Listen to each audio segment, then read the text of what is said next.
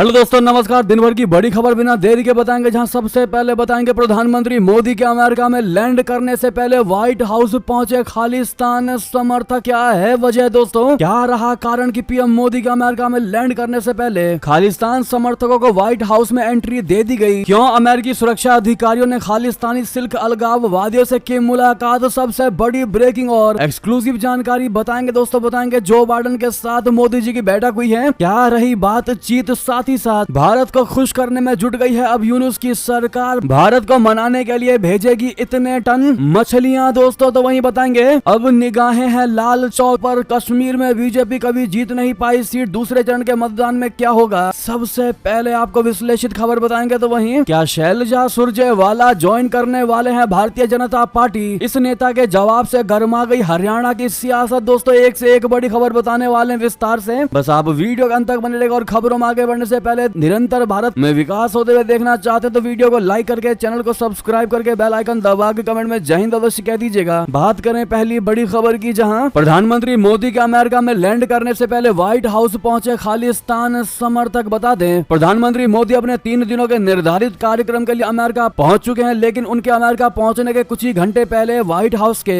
सदस्यों ने खालिस्तान समर्थकों के साथ मीटिंग की है। व्हाइट हाउस की तरफ से खालिस्तानी समर्थकों को इस मीटिंग में अमेरिकी धरती पर किसी भी विदेशी आक्रामकता से सुरक्षा का भरोसा दिया है। उसकी तरफ से कहा गया है कि वो अमेरिका की सीमाओं के अंदर रहने वाले सभी अमेरिकी नागरिकों को नुकसान से बचाने के लिए प्रतिबद्ध है। दरअसल खालिस्तानी समर्थक समूहों और व्हाइट हाउस के प्रतिनिधियों के बीच ये मीटिंग प्रधानमंत्री मोदी के तय कार्यक्रम के पहले हुई। इस बैठक का आयोजन व्हाइट हाउस में ही हुआ। इसमें अमेरिकी सिख कॉकस समिति के प्रतिपाल सिंह ने भी भाग लिया। प्रतिपाल सिंह ने मीटिंग के बाद मीडिया कर्मियों से बात करते हुए कहा कि कल हमें सिख अमेरिकियों की जान बचाने और हमारे समुदाय की सुरक्षा और सतर्कता के लिए वरिष्ठ फेडरल अधिकारियों को धन्यवाद कहने का मौका मिला। इसके बाद प्रतिपाल सिंह ने सोशल मीडिया प्लेटफॉर्म एक्स पर भी पोस्ट करके सिख अमेरिकियों की रक्षा करने के लिए अमेरिकी अधिकारियों का धन्यवाद दिया। दोस्तों, मुद्दा ये नहीं है कि इन खालिस्तानियों को व्हाइट हाउस में बुलाया गया या उनके साथ बैठक की गई। दोस्तों, मुद्दा ये है कि जब जिस समय प्रधानमंत्री मोदी जी अमेरिका पहुंचने वाले थे, ठीक उसी समय उन खालिस्तानियों के साथ मीटिंग क्यों की गई, वो भी व्हाइट हाउस में बुलाकर। ये कोई बहुत बड़ा मैसेज तो नहीं देना चाह रहा अमेरिका? कोई दोहरी चाल तो नहीं चल रहा? आपको क्या लगता है दोस्तों? अपनी राय देना आप लोग मत भूलिएगा, क्योंकि अमेरिका के साथ भारत की कितने भी घनिष्ठ दोस्ती क्यों ना हो दोस्तों, ऐसा फील ही नहीं आता, ऐसा लगता ही नहीं है कि अमेरिका भारत का हित चाहता हो। ऐसा लगता है कि ऐसे दोस्त होने से अच्छा है कि दुश्मन ही क्यों ना हो। कम से कम ये तो पता होगा कि ये हमारा दुश्मन है और इससे अलर्ट रहना पड़ेगा। ऐसे में आपकी राय तो बनती है दोस्तों। वहीं आपको बता दें, प्रधानमंत्री मोदी जी से द्विपक्षीय वार्ता के बाद जो बाइडेन का आया बयान भारत अमेरिकी साझेदारी इतिहास में सबसे मजबूत। बता दें, अमेरिकी राष्ट्रपति बाइडेन के डेलावेयर स्थित उनके आवास पर पीएम मोदी के साथ चल रही द्विपक्षीय वार्ता संपन्न हो चुकी है। इस दौरान राष्ट्रपति बाइडेन ने अपना पहला ट्वीट किया है। उन्होंने लिखा है कि भारत के साथ संयुक्त राज्य अमेरिका की साझेदारी इतिहास में पहले किसी भी समय की तुलना में सबसे अधिक मजबूत, घनिष्ठ और ज्यादा गतिशील है। बता दें कि दोनों नेताओं ने क्वाड शिखर सम्मेलन से पहले भारत अमेरिका व्यापक वैश्विक रणनीतिक साझेदारी को और गहरा करने के लिए नए रास्तों की समीक्षा और पहचान करने के लिए व्यक्तिगत मुलाकात की। बाइडेन ने कहा कि प्रधानमंत्री मोदी और मैं जब भी बैठते हैं तो सहयोग के नए क्षेत्रों को खोजने की अपनी क्षमता से हम लोग दंग रह जाते हैं। आज भी कुछ अलग नहीं था। दोनों नेताओं के बीच कई द्विपक्षीय, क्षेत्रीय और वैश्विक मुद्दों पर वार्ता हुई। बता दें कि राष्ट्रपति बाइडेन ने अपने डेलावेयर स्थित ग्रीन विले में पीएम मोदी के पहुंचते ही उनकी अगवानी की। प्रधानमंत्री मोदी से बाइडेन ने हाथ मिलाया, गले मिले और फिर उनके हाथ में अपना हाथ डालकर गहरी दोस्ती की मुद्रा को दर्शाते हुए द्विपक्षीय वार्ता के लिए घर के अंदर गए। उन्होंने प्रधानमंत्री मोदी को अपने घर का रमणीय दृश्य भी दिखाया। जी हाँ, वही बता दें कि जब प्रधानमंत्री नरेंद्र मोदी जी अमेरिका पहुंचे तो ढोल, नगाड़े और मोदी मोदी के नारे से गूंज उठा पूरा अमेरिका। भारतीय प्रवासी समुदाय की महिलाओं ने गाया पारंपरिक गीत। दरअसल पेंसिल्वेनिया के फिलाडेल्फिया इंटरनेशनल एयरपोर्ट पर नरेंद्र मोदी जी पहुंचे। वहां मौजूद भारतीय प्रवासियों ने उनका ढोल नगाड़ों के साथ में स्वागत किया। इसके साथ ही उन्होंने मोदी मोदी के भी नारे लगाए। प्रधानमंत्री मोदी ने भारतीय समुदाय के लोगों का अभिवादन स्वीकार किया। पारंपरिक परिधान पहने भारतीय समुदाय के लोगों ने हाथों में तिरंगा थाम रखा था। उस दौरान कुछ लोगों ने प्रधानमंत्री मोदी जी का ऑटोग्राफ भी लिया। तो वहीं आपको बता दें, भारत को खुश करने में जुटी यूनुस सरकार 3000 टन मछलियां भेजेगा बांग्लादेश। एक्सपोर्ट तक से हटा दिया बैन। दोस्तों, दुर्गा पूजा से पहले ले लिया ये सबसे बड़ा फैसला। बता दें, बांग्लादेश ने पश्चिम बंगाल में हिंदुओं के सबसे बड़े त्योहार दुर्गा पूजा सबसे पहले बड़ा कदम उठाते हुए भारत को हिल्सा मछली के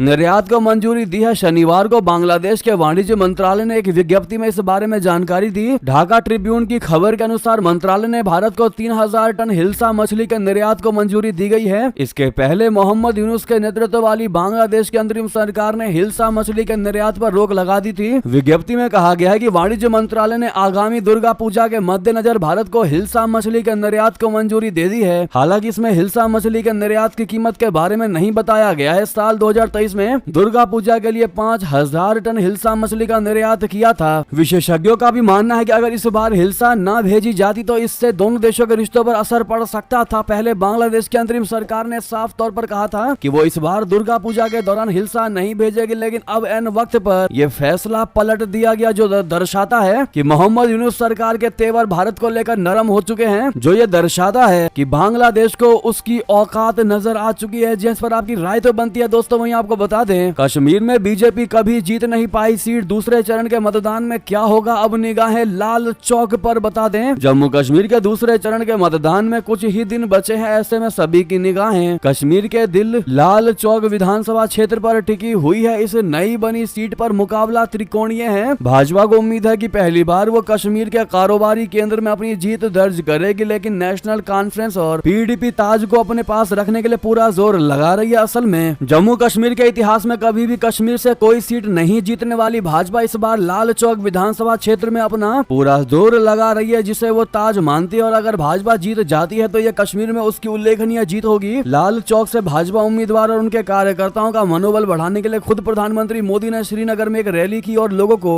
आकर्षित करने की कोशिश की। श्रीनगर के खोन मोह निर्वाचन क्षेत्र से जिला विकास परिषद चुनाव में भाजपा उम्मीदवार इंजीनियर एजाज विजयी हुए। वो कश्मीर में पार्टी का चेहरा है और यही वजह है कि पार्टी ने उन्हें प्रतिष्ठित लाल चौक निर्वाचन क्षेत्र से मैदान में उतारा है। क्या लगता है दोस्तों आपको, क्या अब लाल चौक पर भी भाजपा परचम लहरा पाएगी? आपकी जो भी राय हो बताना मत भूलिएगा। लेकिन आपको बता दे, उधर बीजेपी पर जमकर बरसते दिखाई दिए उमर अब्दुल्ला। कहा, अगर आतंक के लिए हम जिम्मेदार तो पाकिस्तान से रिश्ते बहाल क्यों नहीं करती मोदी सरकार। जी हाँ, जम्मू कश्मीर में दूसरे चरण के असेंबली चुनाव के लिए सभी पार्टियों में घमासान मचा हुआ है। नेशनल कॉन्फ्रेंस नेता और प्रदेश के पूर्व सीएम उमर अब्दुल्ला ने बीजेपी पर हमला बोलते हुए पाकिस्तान से संबंध बहाल करने की मांग की है। उमर ने कहा कि अमित शाह को ये बताना चाहिए कि जम्मू कश्मीर में आतंकवाद के लिए कौन जिम्मेदार है। उन्होंने सवाल उठाया कि अगर नेशनल कॉन्फ्रेंस और कांग्रेस जम्मू कश्मीर में आतंकवाद के लिए जिम्मेदार है तो भाजपा को पाकिस्तान के साथ संबंध बहाल करने चाहिए। गृह मंत्री अमित शाह के इस आरोप पर कि नेशनल कॉन्फ्रेंस की वजह से जम्मू कश्मीर में 40,000 लोग मारे गए, इस पर प्रतिक्रिया देते हुए जम्मू कश्मीर के पूर्व मुख्यमंत्री उमर अब्दुल्ला ने कहा है कि अगर ये सच है तो भाजपा को पाकिस्तान के साथ संबंध बहाल करने चाहिए, क्योंकि उसके शासन में अब प्रदेश में चारों ओर शांति छाई हुई है। जी हाँ, पाकिस्तान के साथ अपनी सड़कें खोलनी चाहिए और पाकिस्तान के साथ संबंध बहाल करने चाहिए, क्योंकि भाजपा के अनुसार पाकिस्तान साफ है और हम आतंकवाद के लिए जिम्मेदार हैं। यानी कि एक तरीके से कटाक्ष करने की कोशिश की उमर अब्दुल्ला ने। तो वहीं दोस्तों, जम्मू कश्मीर में खड़गे ने अमित शाह बीजेपी आरएसएस को घेरने की कोशिश की और कह दिया दिलाएंगे राज्य का दर्जा।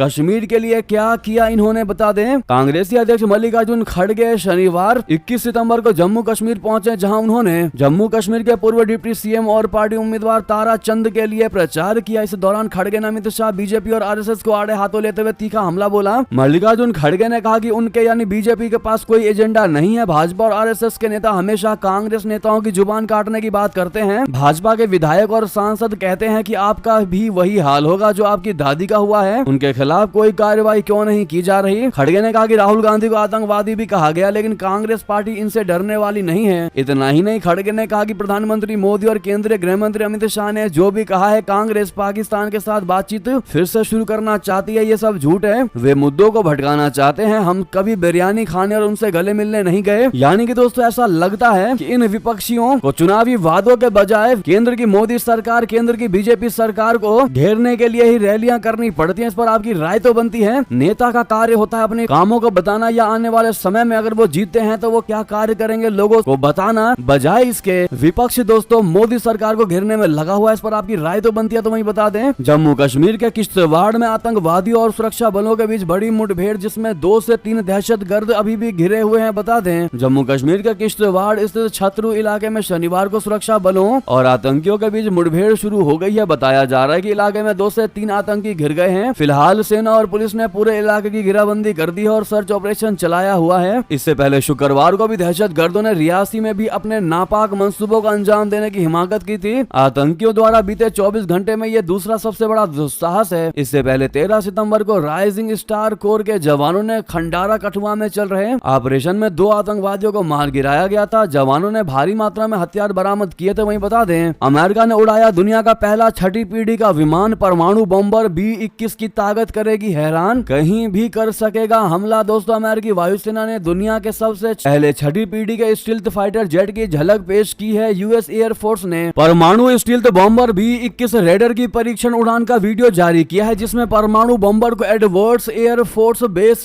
पर उड़ान भरते और उतरते देखा जा सकता है, जहां यह कठोर उड़ान परीक्षण से गुजर रहा है। B-21 रेडर का दिसंबर 2022 में अनावरण किया गया था, लेकिन अमेरिकी सरकार इसे दिखाने के बारे में सावधान रही है। वहीं बता दें, गिलगित बाल्टिस्तान में गुलामों जैसा बर्ताव, पाकिस्तानी अत्याचार के खिलाफ भारत के जावेद बेग ने उठा दी आवाज। बता दें, कश्मीरी कार्यकर्ता जावेद बेग ने जेनेवा में UNHRC के 57वें सत्र में गिलगित बाल्टिस्तान के लोगों पर पाकिस्तान की ओर से किए जा रहे अत्याचारों का खुलासा किया है। कश्मीर के किसी भारतीय कार्यकर्ता की ओर से पहली बार संयुक्त राष्ट्र के मंच पर यह मुद्दा उठाया गया है। गौरतलब है कि गिलगित बाल्टिस्तान पाकिस्तान अधिकृत कश्मीर का हिस्सा है। दोस्तों, बेग में जेनेवा में कहा कि पाकिस्तान ने कब्जे वाले गिलगित बाल्टिस्तान में सरकार और स्थानीय प्रशासन लोगों के साथ गुलामों की तरह व्यवहार कर रहा है। स्थानीय प्रशासन असहमति को समाप्त करने, अभिव्यक्ति की स्वतंत्रता को कुचलने के लिए अल्पसंख्यकों का लगातार उत्पीड़न कर रहा है। संयुक्त राष्ट्र की ओर से पाकिस्तान के लिए POGB और POJK से अपनी सेना को वापस बुलाने को लेकर कई प्रस्ताव पारित किए हैं। बेग ने कहा, यह पाकिस्तान का एकमात्र शिया और इस्माइली बहुल प्रशासनिक क्षेत्र, स्थानीय आबादी के साथ व्यापक तौर पर भेदभाव किए जा रहे हैं। लोगों का जबरन अपहरण करने, हत्याओं और मनमाने ढंग से हिरासत में लिए जाने की खबरें रोजाना सामने आ रही हैं। वहीं बता दें, चीन ने दिखाई ताकत, स्टील्थ फाइटर J-35 ने विमान वाहक पोत से भरी उड़ान। एक्सपर्ट ने इसको बता दिया भारत के लिए बड़ा खतरा। दोस्तों, चीन के स्टील्थ लड़ाकू विमान J-35 ने कथित तौर पर विमान वाहक पोत CNS लियाओनिंग पर परीक्षण संचालन शुरू कर दिया है। सरकारी चीन के मीडिया ने 18 सितंबर को विमान वाहक पोत लियाओनिंग से J-35 के सफल लैंडिंग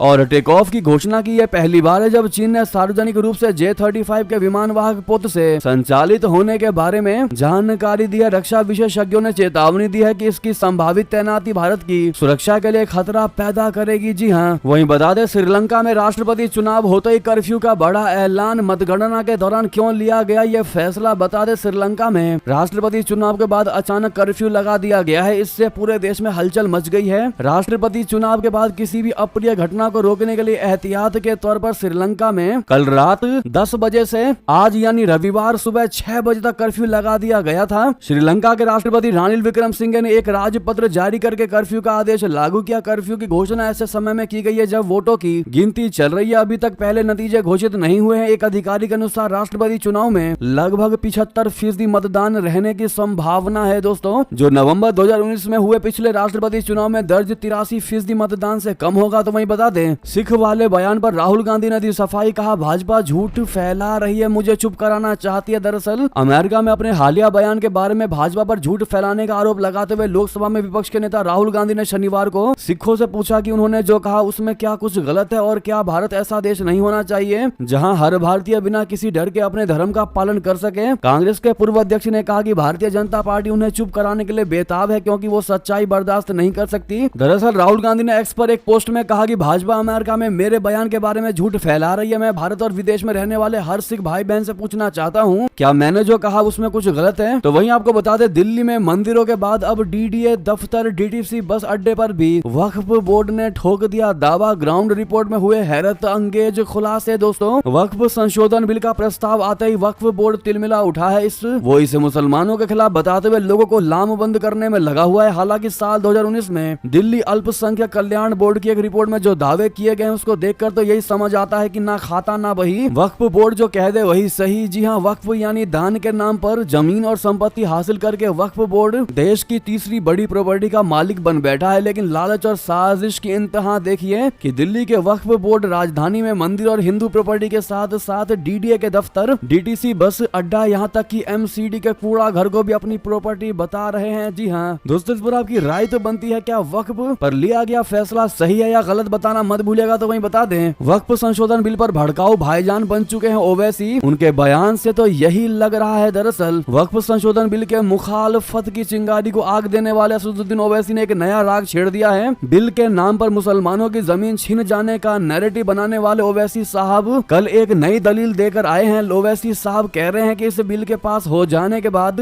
वक्फ की लाखों संपत्तियां छिन जाएंगी। ओवैसी साहब किसी भी तरह से इस बिल को रोकने के लिए अब लोगों को अल्लाह के नाम पर इकट्ठा कर रहे हैं। लोगों को बिल के विरोध में खड़ा होने की मानो सौगंध खिलवा रहे हो। और तो और इन्होंने बिना नाम लिए जाकिर नाइक का भी जिक्र कर दिया। असल में वक्फ बिल के खिलाफ ओवैसी की नई तकरीर के मायने क्या हैं, इसे समझना बहुत जरूरी है। ओवैसी का कहना है कि ऐसा कानून गंदा कानून बना रहे हैं। अल्लाह की मस्जिद को बचाने आएंगे, दरगाह को बचाने आएंगे, और जब फैसला होगा विरोध करने का तो आप और हम विरोध करेंगे कि नहीं करेंगे। दोस्तों, असदुद्दीन ओवैसी वक्फ बिल के नाम पर कैसे भड़काऊ भाईजान बन चुके हैं। ओवैसी साहब अब लोगों से वक्फ बिल से मुकाबला करने के लिए तैयार हो जाने को कह रहे हैं। जी हाँ, लेकिन जिस तेवर में ओवैसी कह रहे हैं, ऐसा लग रहा है मानो किसी बड़े मास मूवमेंट की तैयारी में जुट गए हो। जी हाँ दोस्तों, इस पर आपकी अब राय तो जरूर बनती है। तो वहीं आपको बता दे, गजब का बना संयोग। अब 3 दोस्तों के हाथ में नेवी, आर्मी और एयरफोर्स की कमान। दोस्तों, एयर मार्शल AP सिंह की अगले वायुसेना प्रमुख के रूप में नियुक्ति के साथ ही गजब का संयोग बना है। उनके 2 कोर्स मेट और 2 क्लासमेट अब तीनों सेनाओं, थल सेना, नौसेना और वायुसेना का नेतृत्व करेंगे। इन नियुक्तियों के साथ तीनों सेनाओं, थल सेना, नौसेना और वायुसेना में पिछले 5 महीनों में नेतृत्व में बदलाव देखने को मिला होगा। भारतीय सेना प्रमुख जनरल उपेंद्र द्विवेदी और एयर मार्शल AP सिंह राष्ट्रीय रक्षा एकेडमी के 65वें कोर्स के क्लासमेट हैं और साल 1983 में वहीं से पास हुए हैं। जबकि जनरल द्विवेदी और भारतीय नौसेना प्रमुख एडमिरल दिनेश के त्रिपाठी मध्य प्रदेश के रीवा स्थित सैनिक स्कूल के सहपाठी हैं। अब ऐसे में एयर मार्शल AP सिंह की अगले वायुसेना प्रमुख के रूप में नियुक्ति को लेकर उनको कांग्रेचुलेशन कहना आप लोग मत भूलिएगा। वहीं बता दें, फ्रांस में महीनों का गतिरोध हुआ खत्म। राष्ट्रपति ने नियुक्ति की नई सरकार, दक्षिणपंथी नेता संभालेंगे अब कमान। दोस्तों, फ्रांस के राष्ट्रपति इमैनुअल मैक्रोन ने शनिवार को नई सरकार की घोषणा कर दी है। इस सरकार का नेतृत्व प्रधानमंत्री मिशेल बार्नियर करेंगे।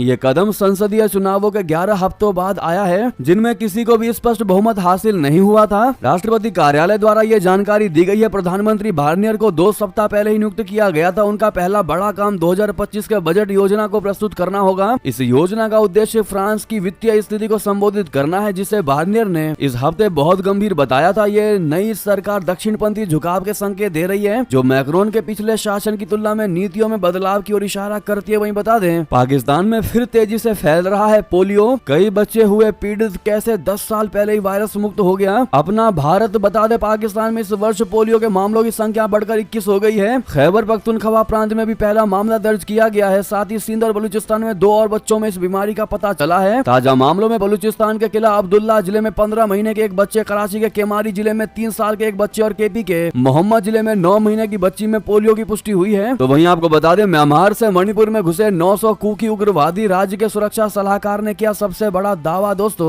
मणिपुर सरकार के सुरक्षा सलाहकार ने एक बड़ा खुलासा किया। उन्होंने शनिवार को पहली बार सार्वजनिक रूप से इस बात की पुष्टि की है कि उन्हें एक खुफिया रिपोर्ट मिली है, जिसमें पड़ोसी म्यांमार से मणिपुर में जंगल युद्ध और हथियारबंद ड्रोन के इस्तेमाल में प्रशिक्षित 900 कुकी उग्रवादियों के प्रवेश के बारे में चेतावनी दी गई है। मणिपुर के सुरक्षा सलाहकार कुलदीप सिंह ने प्रेस कॉन्फ्रेंस में बताया है कि इस खुफिया रिपोर्ट को हल्के में नहीं लिया जा सकता। तो वहीं NDTV ने शीर्ष खुफिया सूत्रों के हवाले से बताया है कि खुफिया रिपोर्ट दक्षिणी मणिपुर में भारत म्यांमार सीमा से लगे जिलों के सभी वरिष्ठ पुलिस अधीक्षकों को भेजी गई है। तो वहीं आपको बता दें, राजनीतिक गुरु बने केजरीवाल। शपथ लेने के बाद आतिशी ने पैर छूकर लिया आशीर्वाद। तो वहीं दिल्ली LG को कर दिया इग्नोर। दोस्तों, राजधानी दिल्ली में अब तीसरी महिला मुख्यमंत्री ने कमान संभाल ली है। राजनिवास में आतिशी ने शनिवार शाम 4:30 बजे सबसे पहले मुख्यमंत्री पद की शपथ ली। उपराज्यपाल VK सक्सेना ने उन्हें CM पद की शपथ दिलाई। आतिशी शपथ ग्रहण समारोह में नीली साड़ी पहनकर पहुंची। तो वहीं दूसरी तरफ आम आदमी पार्टी के राष्ट्रीय संयोजक अरविंद केजरीवाल भी समारोह में पहुंचे। उन्होंने नीली शर्ट पहन रखी थी। अक्सर केजरीवाल नीली शर्ट में नजर आते हैं। केजरीवाल के पैर छूकर आशीर्वाद लिया। अरविंद केजरीवाल के इस्तीफे के बाद आम आदमी पार्टी के नेतृत्व परिवर्तन किया। केजरीवाल सरकार में शिक्षा मंत्री रही। आतिशी ने दिल्ली की कमान संभाल ली। दिल्ली स्थित राजनिवास में आतिशी के साथ 5 अन्य मंत्रियों ने पद एवं गोपनीयता की शपथ ली। नई सरकार में गोपाल राय, कैलाश गहलोत, सौरभ भारद्वाज, इमरान हुसैन और मुकेश अहलावत मंत्री बने हैं। दोस्तों, गौर करने वाली बात यह है कि जब केजरीवाल और LG दोनों एक साथ खड़े थे, उसके बावजूद भी आतिशी ने सिर्फ केजरीवाल के ही पैर क्यों छुए,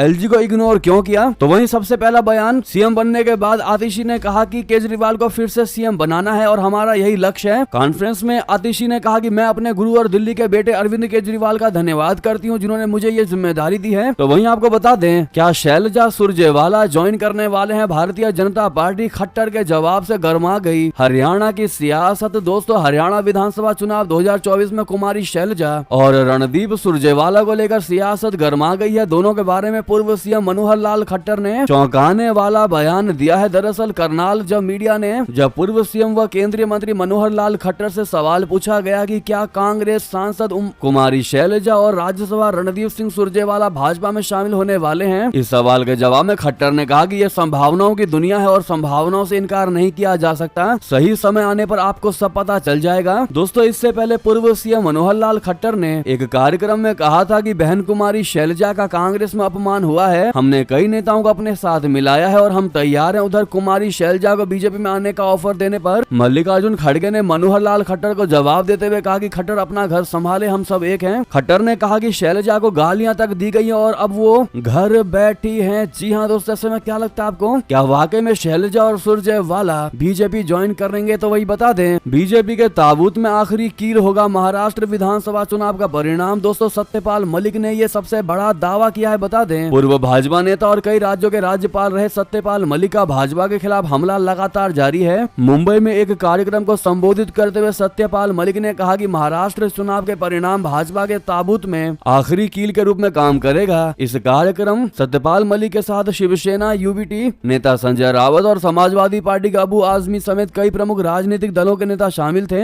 इस दौरान उन्होंने महाराष्ट्र और हरियाणा में चुनाव में देरी के लिए केंद्र सरकार की आलोचना की और कहा कि विपक्षी दलों से हारने के डर से ऐसा किया जा रहा है। तो वहीं अधीर रंजन चौधरी की जगह लेंगे शुभंकर सरकार, पश्चिम बंगाल के बनाए गए नए कांग्रेसी अध्यक्ष। जी हां, पश्चिम बंगाल में कांग्रेस के नए अध्यक्ष शुभंकर सरकार को बनाया गया है। कांग्रेस अध्यक्ष मल्लिकार्जुन खड़गे ने शनिवार को शुभंकर सरकार को तत्काल प्रभाव से पश्चिम बंगाल प्रदेश कांग्रेस कमेटी का अध्यक्ष नियुक्त किया है। बंगाल में कांग्रेसी अध्यक्ष की नई नियुक्ति के साथ शुभंकर सरकार को एआईसीसी सचिव के वर्तमान पद से मुक्त कर दिया गया है। तो वहीं बता दें, तिरुपति लड्डू विवाद के बीच पवन कल्याण ने की 11 दिन की तपस्या की घोषणा। दोस्तों, आंध्र प्रदेश के उप मुख्यमंत्री पवन कल्याण ने शनिवार को कहा कि वो प्रसाद के रूप में वितरित किए जाने वाले तिरुपति के लड्डुओं में पशु चर्बी की कथित मिलावट की घटना सामने आने के बाद भगवान वेंकटेश्वर को प्रसन्न करने के लिए 11 दिनों की तपस्या करेंगे। अभिनय जगत से राजनीति में आए कल्याण ने कहा कि वो गुंटूर जिले के नंबूरू में श्री दशावतार वेंकटेश्वर स्वामी मंदिर में रविवार से अनुष्ठानिक तपस्या शुरू करेंगे। जी हाँ, तो वहीं बागेश्वर पीठाधीश्वर धीरेन्द्र शास्त्री ने इस मुद्दे पर कहा, ये सनातन के खिलाफ साजिश है, दोषियों को फांसी होनी चाहिए। दोस्तों, तिरुपति बालाजी में चर्बी युक्त प्रसाद बांटे जाने और मछली का तेल इस्तेमाल किए जाने के संबंध में बागेश्वर धाम के पीठाधीश्वर धीरेन्द्र कृष्ण शास्त्री ने दोषियों के खिलाफ फांसी जैसे दंड दिए जाने की मांग की है। बागेश्वर धाम पीठाधीश्वर पंडित धीरेन्द्र कृष्ण शास्त्री ने एक वीडियो बयान जारी करके कहा, यह अत्यंत चिंतनीय है। सनातन धर्म के खिलाफ सोची समझी साजिश रची जा रही है, इसलिए इन साजिशों का पर्दाफाश हो और सनातन धर्म के से खिलवाड़ करने वालों के खिलाफ कठोर कार्रवाई हो। तो वहीं आंध्र प्रदेश सीएम नायडू ने कहा कि धर्म गुरुओं और विशेषज्ञों की लेंगे सलाह, उसके बाद करेंगे कार्रवाई। बहरहाल दोस्तों, आपकी इस मुद्दे पर तो राय बनती है जिन्होंने हिंदू समुदाय के लोगों को ठेस पहुंचाने की कोशिश की है। तो दोस्तों, वहीं ये थी अभी की सारी बड़ी खबरें। आपको हमारी खबर कैसी लगी? आशा करता हूँ बहुत अच्छी लगी होगी। थोड़ी भी अच्छी लगे तो वीडियो को लाइक करके, चैनल को सब्सक्राइब करके, बेल आइकन दबा के कमेंट में जय हिंद अवश्य कह दीजिएगा। मिलता है अगली खबर में। बहुत बहुत धन्यवाद यहाँ तक बने रहने के लिए। जय हिंद, जय भारत।